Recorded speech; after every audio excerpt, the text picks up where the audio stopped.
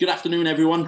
Thanks, Kerry, for joining us today to carry on with our presentation from last week and to do a remote version for those members that were unable to join us last week. First and foremost, a big thank you to those members who were able to join us last week. It was great to see you all at the club and being able to discuss key topics from within the club with you all. And there were some great questions asked in both presentations. Yeah, it was great to be able to engage with you all. And a big thank you to all of you that are joining us remotely. It's wonderful that you've been able to take the time out to come and listen to both Kerry and I, and hopefully we can give you some crucial information about the running of the golf course. Now, during the club's recent governance review, the club's mantra was directors direct, managers manage, and members enjoy. Now, this is ultimately the reason we're here today in an attempt to improve our engagement with you as members and to provide you with as much information as we can about the running of the golf club, which is ultimately your golf club as members. Now, it's important to point out that many of the challenges that we will be discussing here today are not necessarily new challenges for the golf club. Now, many of you will be aware of the book titled 100 Years on the Cliffs. It was written by Peter Grant in celebration of the club's first 100 years at Pennell Golf Club.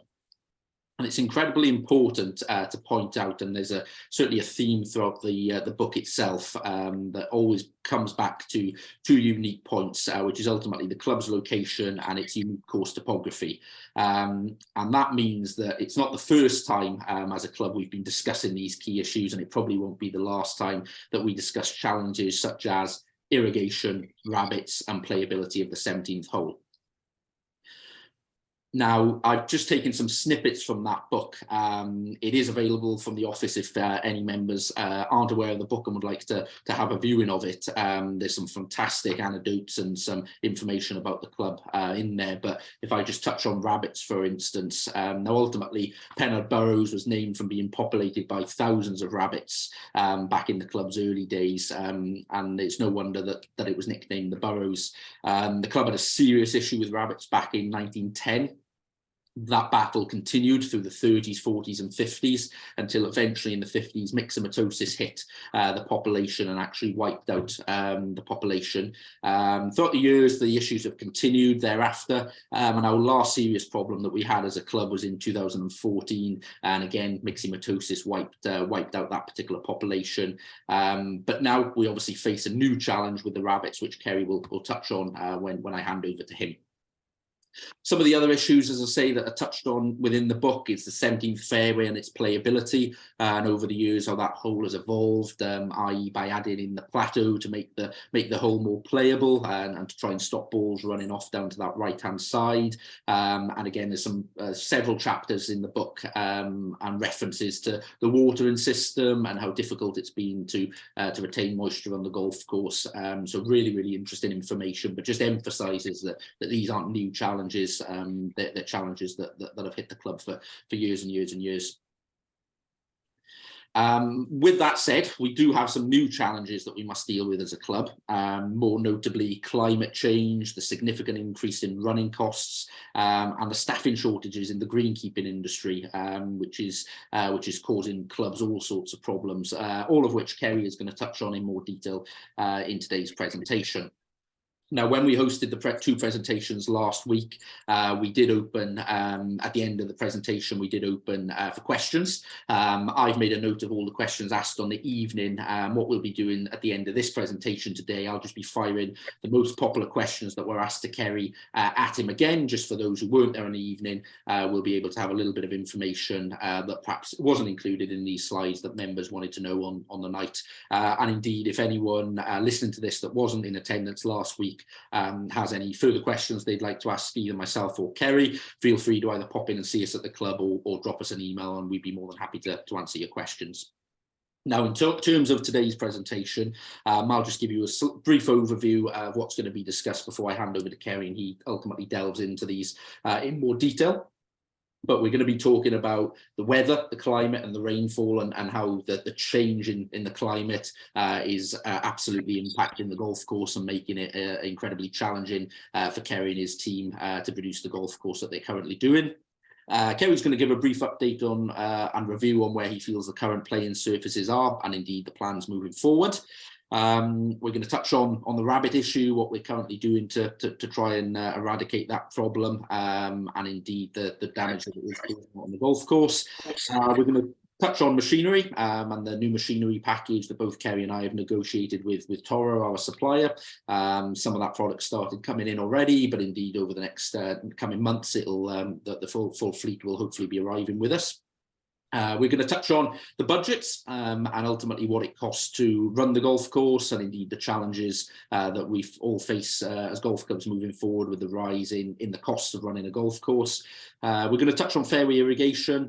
It's been talked about a lot in recent years, I should say, in recent years by the club. And Kerry's got a bit more information on that to give to you as members. And then finally, we're going to touch on the industry from a greenkeeping perspective and the difficulties that recruiting and retaining, I should say, staff at the moment. So, Kerry, if I hand over to you and you can delve into all of the subjects that we've just touched upon. Thank you, Rhys, and good afternoon and welcome everybody to this online version of the presentation. If we start with the weather and the current climate, as you can see, or as we all know, the seasonal changes that have been happening over the last few years have been extreme. The dry springs that we've had for the last 4 years in a row, which is the worst start for us at Pennard, we don't seem to recover because April, May, we don't get the moisture, we don't get the rains like we used to, which then takes us into the summer with very little moisture retention in the ground. We're also getting prolonged drier summers with increased heat and record-breaking temperatures, like 2022 was officially the driest since records began. Also, global temperatures projected to rise by 1.5 degrees Celsius worldwide by 2050. These are a couple of pictures that I took May the 10th, 2018. There's the 17th there, the grass cover we have there. This is 10 days before the drought started. There's another one there as well. You can see how healthy even the roughs are down the right-hand side where we currently have the problem. But the grass cover in general is something that really stands out and is a bit gut-wrenching, to be honest, when we look at what we've got now compared to what we've got then. And it is basically down to the conditions that we've had. Rainfall comparisons on the graph, as you can see, blues being 2020, and you can see there's far more blues on the screen than the light grey colour, which was last year, especially at the beginning end of the year, January, February, especially 300 mil of rain in 2020, but that volume of rain also in March, and then very little in April and May. But because we had that front end volume, that was held within the fairways and just the golf course itself, which helped us then through. But we did June, July, August. We had significant rainfall, enough to keep us going through summer. But compare that to the greys of last year. January was terrible, just over 50 mil, and then you go up. There's nothing significant then until we get to September and October, November and December. So it's the volume of rain or lack of the volume of rain we get in front end, which is really affecting us. Personally, last year was worse than the drought of 18. We lost far more grass cover because we were still in recovery process from 18. 19 wasn't great. 2020 wasn't particularly any better, but the damage was done in 18 and we're still playing catch up. So we still got the matted dead patches on the fairway. But this is holding our surfaces together at present, because if you can imagine that matted dead grass in effect is holding organic matter, it's holding a couple of inches of fibers together, which is holding the surface of our fairways together. Kind of playing surfaces at the moment and where we are, what we've got control of, so where the irrigation was put in, which as we all can see, it's plain for everyone to see. The greens complexes are improving each year. The tees are becoming self-sufficient. So the greens, the surrounds, and the new approaches that we've got to get and improving year after year. The power and aid of the irrigation system is unquestionable.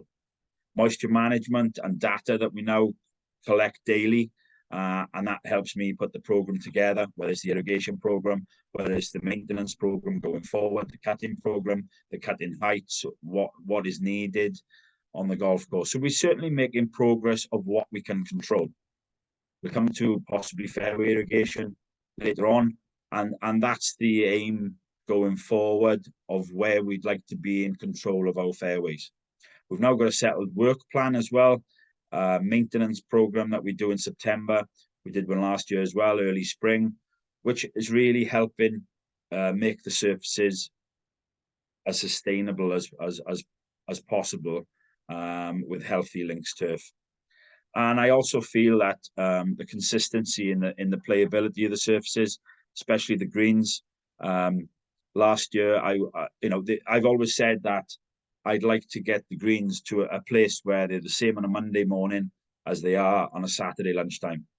I don't want to be in a position to thinking they got to be better on a Saturday. Why should they be better on a Saturday?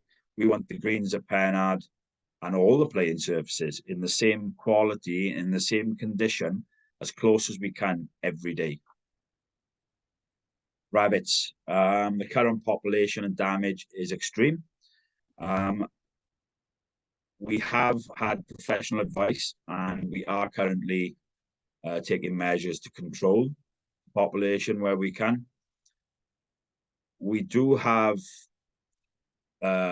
slight issues with social media and the surrounding neighbourhood. So we do have to be careful in land management, but as landowners, we are expected and have the right to manage our land and look after our land. So there are things in place that we're currently doing, as Rhys touched upon. We last had myxomatosis in 2014. There are now 5 strains, and rabbits have become immune to most of the strains on the whole. Weak turf. If you notice around the golf course, we don't get a lot of damage from the rabbits on our controlled areas. So where the irrigation is, greens complexes, tees, the rabbits don't attack those areas. We may get a little bit of nibbling where they take the top turf, the top leaf, but they don't dig holes because the turf's too strong for them, it's too healthy. So they're not interested. The nutrients in there as well, they're not interested. So they'll attack where the turf is weak. So if we get to a place where most of our in-play turf in areas, including fairways, is at a healthy or healthier condition and state, then that's going to push the rabbits out off the actual holes of the golf course into the roughs, and we can manage that better because the repair and the work plan going forward is pretty severe at the minute. We'll see later on when I touch upon the green staff and the sustainability of the team and what the work that we do to repair this damage now that the rabbits are doing, which we are, as you'll see around the course, especially the 13th, the 12th fairways. But we can turf it today, come in tomorrow, and it's dug back up. So until we get the population under control, we don't want to be throwing endless amounts of time and money at areas that are just going to be destroyed and dug up again. Machinery. So a new machinery package has been agreed. So myself and Rhys spent a couple of months doing negotiations with Toro last year, and we felt that Toro was the best company to go with. Our frontline machinery has now been put on a 5-year operator's lease, not like the last package back in 2014, 15, 16, which was put on a finance lease, which meant that the machines were expected to last between 6 and 8 years. Now, that has caused us financial issues for the last 3 years because those frontline machinery that they're out looking after them, maintaining the golf course every day, were at the end of their life. So they've been costing us in excess of £10,000 per year just to keep them running for the last 3 years. So with the new 5 years operators lease, they'll be leased on that basis, handed back, and they'll be replenished every 5 years. So we won't be having these extra £10,000 a year bills which have to come out of the course budget. that could be going towards something else. We're also trying to improve our carbon footprint as a club. So this time we're going for hybrid mowers. So there'll be less chance of hydraulic bursts on the greens, which also costs in repairs, reducing fuel costs going forward.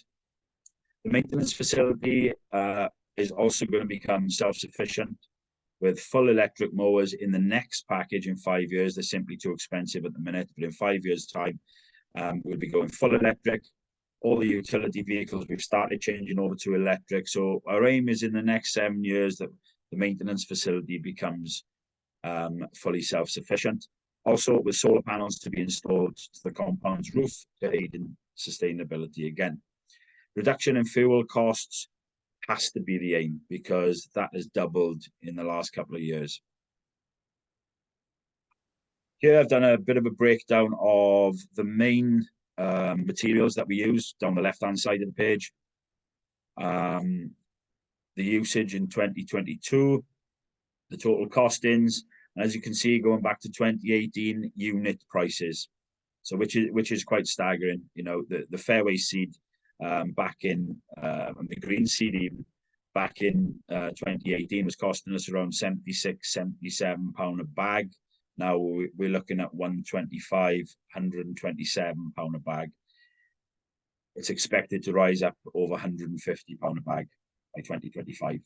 Ammonium sulfate, £14 a bag in 2018, and the war in the Ukraine, the invasion of the Ukraine, hasn't helped things, and now we're looking at £46 a bag, which is a staggering rise.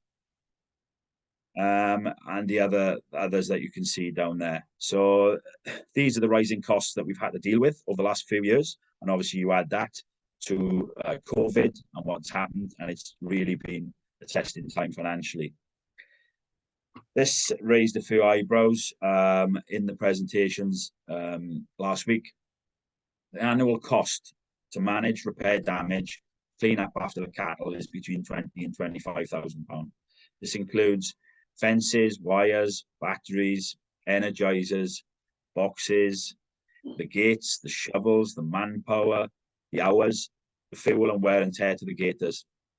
So we're looking at a minimum of 40 hours per week, and it's a two-man job, a minimum of two-man job, to clean up the mess, which we always try and do before you golfers actually arrive. So the majority is cleaned up before you can enjoy your golf. And the damage to the health of the turf is staggering. I've been a member at Penarth for 20 years. The guys that have been members longer than that will remember that the roughs, the areas where now we have big open spaces of basically sand and rutted areas, they weren't there before. So the cattle, that is just down to the cattle just roaming around for the last 20 odd years since they've been here. So that gives you an overview of what it actually costs, and again that comes out of the course budget.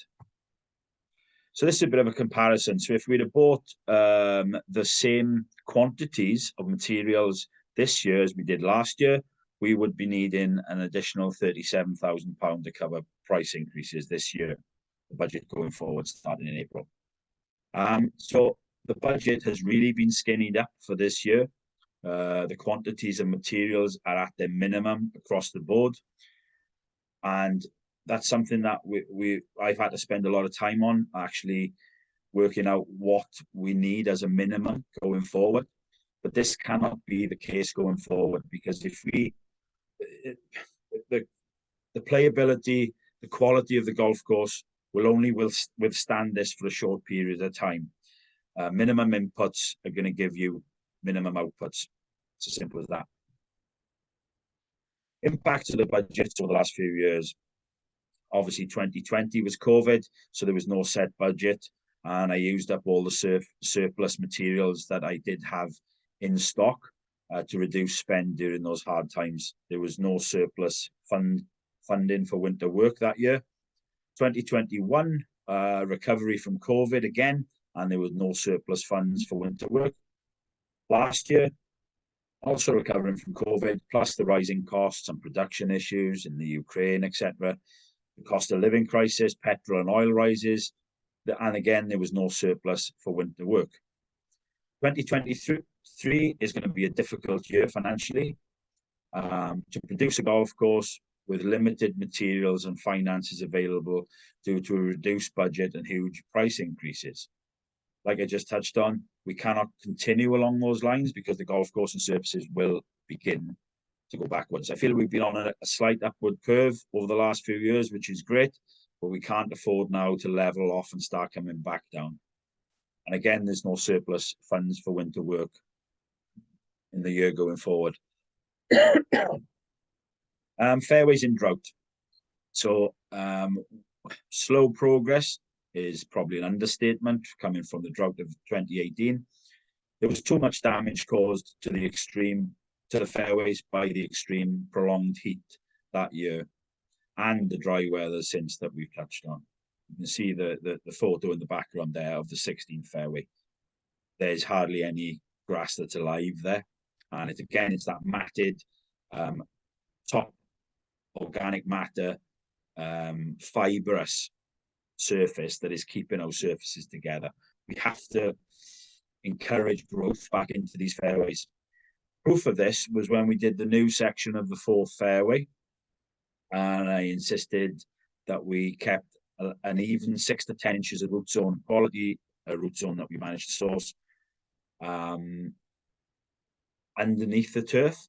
Now, for the last 2 summers since that's been installed and laid, that area of the fairway hasn't had any additional maintenance or any additional materials to look after it, and it survived too. So it shows that we have not got the correct root zone under our fairways, but there's not a lot we can do about that in the short term. But it just goes to show that with that control of the moisture, if we have got the root zone available under the surface, we can keep moisture retention there enough to keep the grass alive even during times of dry conditions. So back in 2018, we noticed that a lot of the hard sheep's fescue, they name it, actually survived the drought of 18. We've got it in pockets around the golf course. It's native to the site. So I worked closely with Barenbrug over a period of time. We managed to come up with a bit of a bespoke mix that was for Pennard. It cost us a little bit more, but there was a higher percentage of the hard and sheep's fescues, because if a grass is native to our site and survives all these conditions we get in, why wouldn't we encourage it into our surfaces? So the mix we're using at the minute has got 50% hard and sheep's fescue in it, and we sow 11,000 pounds worth of it into the fairways last September and October using our new Vrido disc seeder. Now that is a lot of seed, but when you can, I'm sure you've all seen the little lines of seed that's popped, but there's a hell of a lot of areas out there still that are bare. Excuse me, that are bare. So we're only scratching the surface. Now, I'll touch a little bit upon the mats and the frost as well going forward. Now, the reasons that these are in play this year is to protect as much of this 11,000 pounds worth of seed as we can. Give it the best chance of survival when we get, who knows what the spring this year has got in store for us. If it's the same as the last 4 years, then we're really going to struggle to keep probably half of that seed alive in the fairways that we've sown. So by doing these little things that we can, protecting it from as much frost damage as possible, protecting it from overplay with the use of fairway mats, then we're giving it a chance. Hopefully we'll have a fair spring and a kinder spring this year. We've increased and improved our wetting agents applications on fairways since 2018. We've done a lot of trials, and I feel now that we found one that the trials that we did last year on the areas where we do have grass cover, that did recover when the rains came back eventually. So we're going to go with that this year, and hopefully the trials of different soil surfactants to aid the moisture management within our fairways will start to help, and we'll see the benefits of them. Effectiveness of wetting agents and overseeding would be enhanced with the aid of fairway irrigation without doubt. Moving on to fairway irrigation. So, been in consultation with Roger Davey, our irrigation consultant.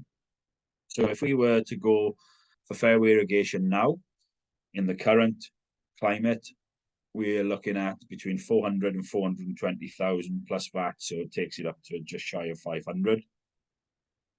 If we were to have done that 18 months ago, comparison, this shows the increase in materials and labor costs, mobilization costs, fuel costs. That would be 360 to 400,000. So there's a huge difference just in 18 months. Going forward, hopefully that will change again, and the price will start to come down. But that gives you a rough guide of the cost of fairway irrigation. Installation contractors are in demand, and golf clubs are realizing over the last few years they have to upgrade or install new systems due to the climate and seasonal changes. Installs are up 48% since the drought of 2018. What would a new system give us? So it would include 334 additional heads, sprinklers, lining the fairways. So there'd be a line each side of the fairways with full coverage, overlapping, allowing for strong winds, etc. That obviously we get a Pennard. So that would be the full 14 fairways that we have. All par threes, there would be a single line from tee to green. This would cover pathways and just give us some sort of coverage where we need it there. Flows and walkways, and when I say that, I mean flows as in they're the areas when you leave a green to walk to the next tee. These are the areas I'm really hoping to push on and improve over the coming years. Also our walkways. The driving range would be fully covered, and there would be needed the work needed to increase our water storage and the capacity with an additional pump installed as well. New system would mean increases needed in the following. Increase in budget and manpower to manage, maintain and maximize efficiency of the new fairway irrigation. Currently, we have around 264 heads on the golf course with a new system.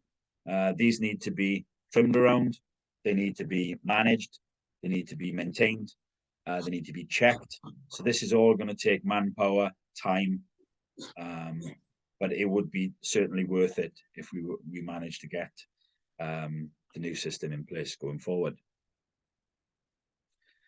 Here's a bit of a comparison. There's the 8th approach in 2018. As you can see, we were struggling for grass cover or healthy grass there, front left of the green. And this is what we've got currently.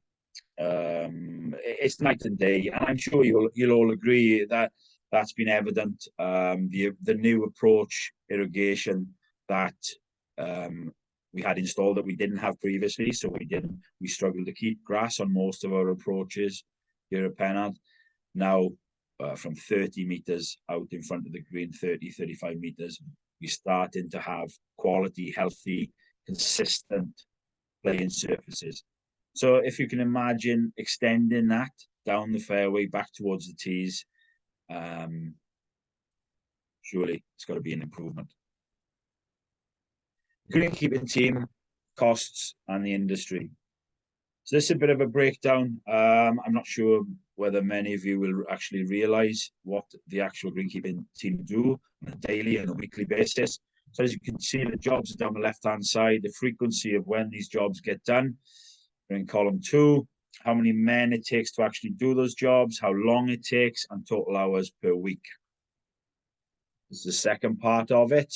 So the total hours bottom right is 267.5 hours to complete these jobs on a weekly basis, which we do and we need to do during the playing season when growth is where we're at.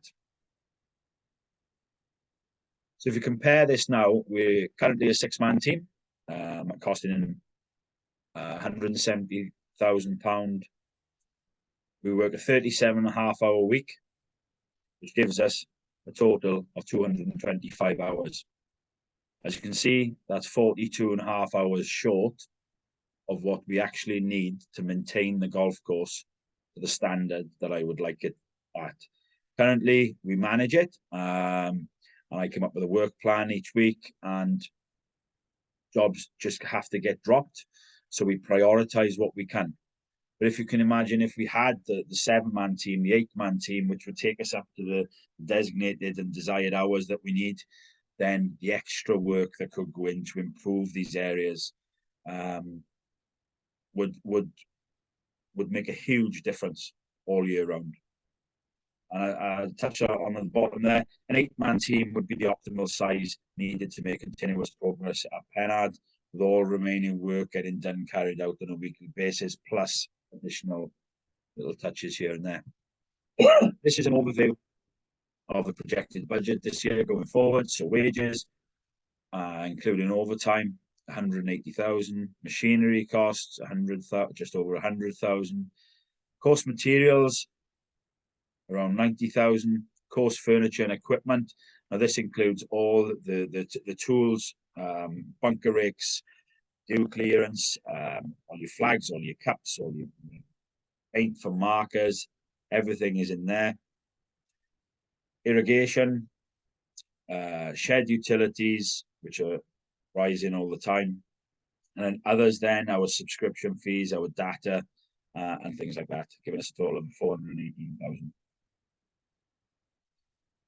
A little bit about the greenkeeping industry. It's been struggling for a long time, but I think the last 5 years, especially the last few since COVID, it's really become an issue across the UK. It's now not a job that's promoted well.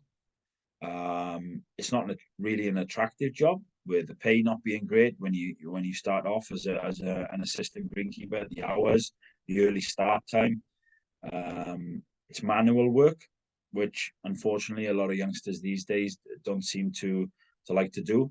So it is really a problem going forward. It's become a problem now in South Wales that it's become a dog-eat-dog scenario, where clubs are poaching off, offering increased wages and packages to encourage greenkeepers to go up the road to the next club. So that's not healthy for the industry going forward. It's not healthy just in general. So we really need to do what we can. Nobody's got the answer. Bigger and the RNA are trying to do their bit going forward. Education is a big thing. Getting into schools, promoting it as much as we can. But like I said, yeah, it's not an attractive career at the minute. It's a fantastic career to get into. Obviously, I would say that, but yeah, it's so going forward, we need education and promotion, and Bigger and the RNA are looking into this at the moment. And look after what you have. The grass isn't always greener, is my sort of touch to finish. Brilliant, Fab. Thanks, Karen. Thanks for going through that presentation for us to get. Again, as I say, what we're going to do now, I'm just going to fire about half a dozen questions at you that were asked last Monday, a sort of morning and afternoon, or afternoon and evening, I should say, in both sessions. So they were kind of the themes that generally that people wanted answers to. The majority of the questions were around fairway irrigation, as you can imagine. So I'm just going to pose those questions to you. So for those that weren't in attendance last Monday, you're going to get a feel for the questions that were asked, and indeed a little bit more information as to what's been in the presentation. So one of the questions that we got, Care, was in relation to the irrigation. And if we were to proceed with fairway irrigation, would we have enough water to water our fairways, and where does the water actually come from? Yeah. Okay. So for those who don't know, we abstract all our water for the irrigation from the valley flow. So the river that goes through the valley flow, we abstract from a deep corner of the valley on one of the turns, and our license is 40,000 cubes of water to abstract a year. Now, to give you a bit of an example, in 2018, during the year of the drought, on the old irrigation system, which was falling apart daily, I used just under 20,000 cubes of water. Now, or the year gone then, we used just shy of 10,000 cubes. So the new system, although its coverage is better, it's more sustainable, and we're not using nowhere near what we were with the old system. So that would leave us with around 30,000 cubes, which would be ample amount of water for fairway irrigation. So yeah, that wouldn't be an issue. Brilliant. And in terms of fairway irrigation, do you see it helping or being able to assist at all in our issue that we currently have with rabbits? Absolutely, in the long run, but obviously we need to get to a position that the turf becomes healthier. That won't happen overnight, obviously, with fairway irrigation. But of course, going forward, I wouldn't like to put a timeline on it, but healthier turf, like I touched on before, means that the rabbits will stay away and we'll drive them off the playing surfaces. So healthier turf, I would, be very confident that it would aid towards the rabbit issues, even if we didn't have myxomatosis.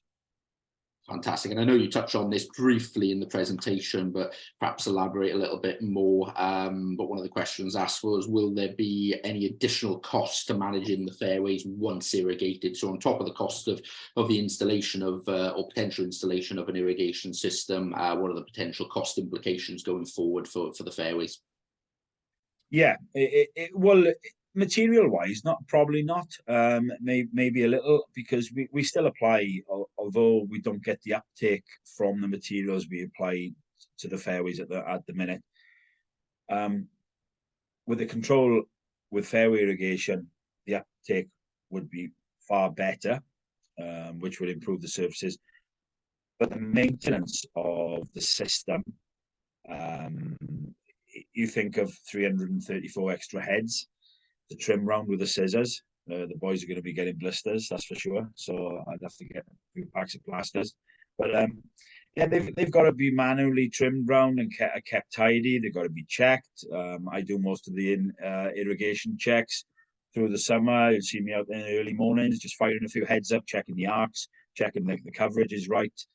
Because we get a lot of sand blower Pennard, so we like to keep the heads as clean as possible. So the tops need to be blown out or wiped or clean. So these need daily checks. So we've got enough heads at the minute with 226. So you add another 334 to that, and it takes but it's a small price to pay to get good strong fairways. Yeah, absolutely. So potentially stretches our manpower a little bit, but certainly would make our practices that we have here at the club more efficient in terms of the product that we're using on the fairways, which is fantastic. You just touched on it there. Another question we got was in terms of the design that you touched on in the presentation that Roger Davey has pulled together, and the amount of heads, and in comparison to the amount of heads that we've got out there. One member asked, is that enough heads to cover the area in question? Yeah, okay, yeah, it's a fair question, but because you think 224 heads to cover there and then only another 334 to cover the fairways, yeah, the simple answer to that is that the heads would be bigger. They'd be a bigger head with greater coverage, so you wouldn't need as many in one particular area. Our fairways are 12 hectares in size. Our greens complexes, which include greens, surrounds and approaches and tees, are between 4 and 5 hectares. So yeah, that's a great question. But the simple answer is the heads would be bigger, more coverage, so you wouldn't need as many. Fantastic. And another great question, and something I know we've discussed a lot ourselves between you and I and course committee, is if we were to proceed, if we got member support for fairway irrigation, is there an option for a phased approach, i.e. doing it over a period of years as opposed to one hit as we did with the old system back in or the new system that we installed back in 19? Absolutely, there is, yeah. There's so many options to this. Of course, the easiest option would be to go down the road of of getting Lakes and Greens back. We did a fantastic job on our last install in 2019, and letting them get on with it in one winter, which they would do. They'd install it all in one winter, but that would come at the optimum price. You could divide it up into 3, 4, 5 winters. Then there probably would be additional mobilization costs, and you've obviously then risk as well the price of materials. In who's to say what they'll be in year 3, year 4, year 5. But of course, it's an option. Yeah, it's also an option maybe to do the work in house. So you'd have Roger Davey overseeing it, doing the full design. But I'd be confident in myself and the greenkeeping team that we have doing the work, which would significantly reduce costs. So there's a lot of options that we could look into going forward. Yes. Fantastic, great.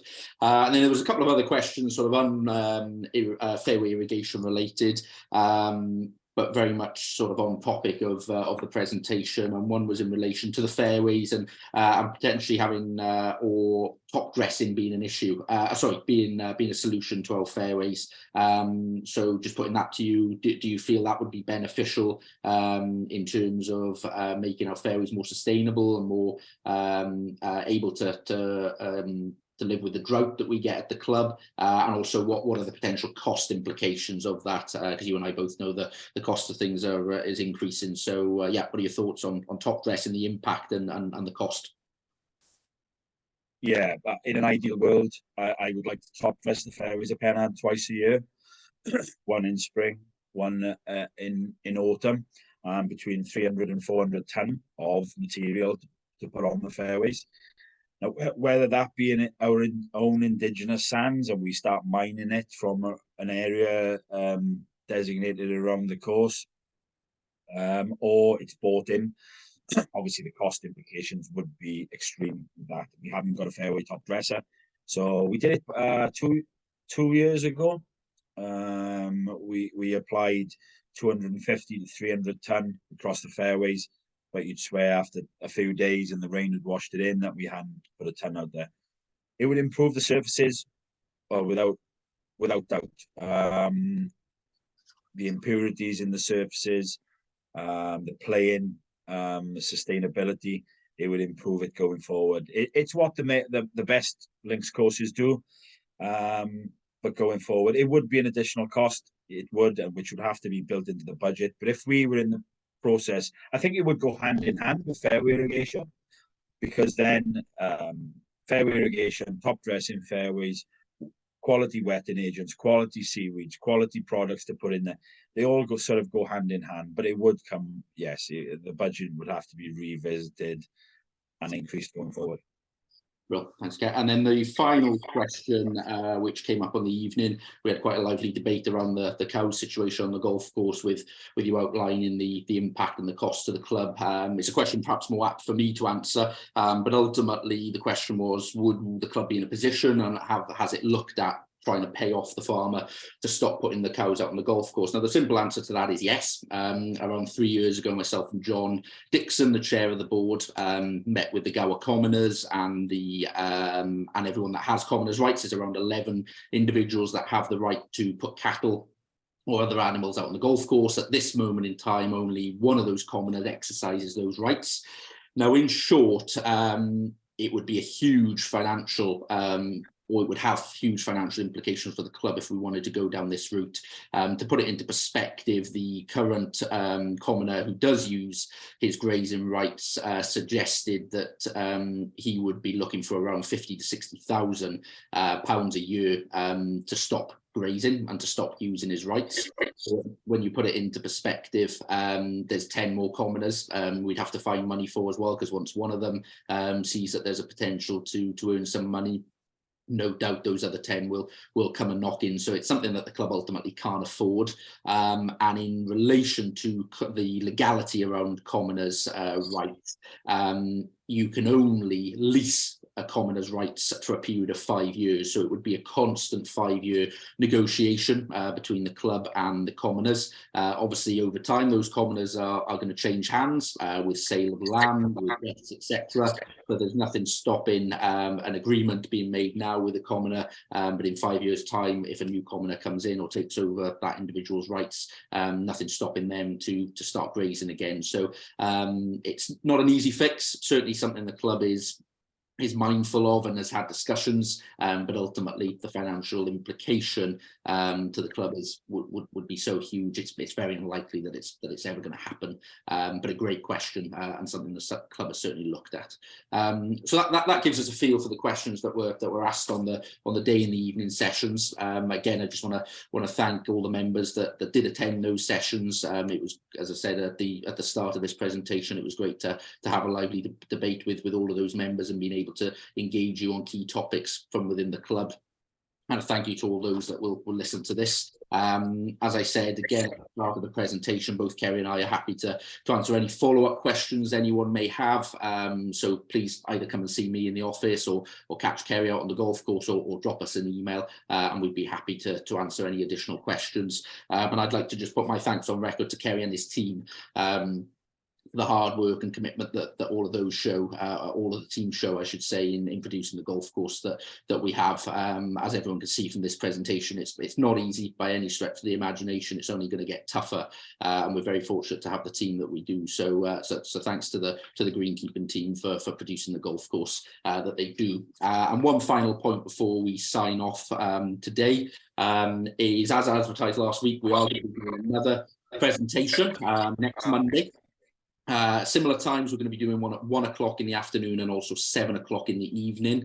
And we will also be doing a follow-up online version like Kerry and I have done this time round. The presentation next week will include myself and John as chair of the board. And ultimately, we're just, again, very similar presentation to this, but ultimately about the wider club, not specifically to the golf course, but just generally the challenges the club face going forward. But ultimately, it is to engage with you as members again, be able to give you more information about the running of the club and allow you the opportunity to have your say and have your view on how the club is run, which is so important, and a commitment that we have made as management of the club going forward. So hope to see as many of you there as possible next Monday lunchtime or evening. And I'd like to thank Kerry again for his time for today's presentation. Hope you've all enjoyed it, and we'll see you all soon. Many thanks. Bye.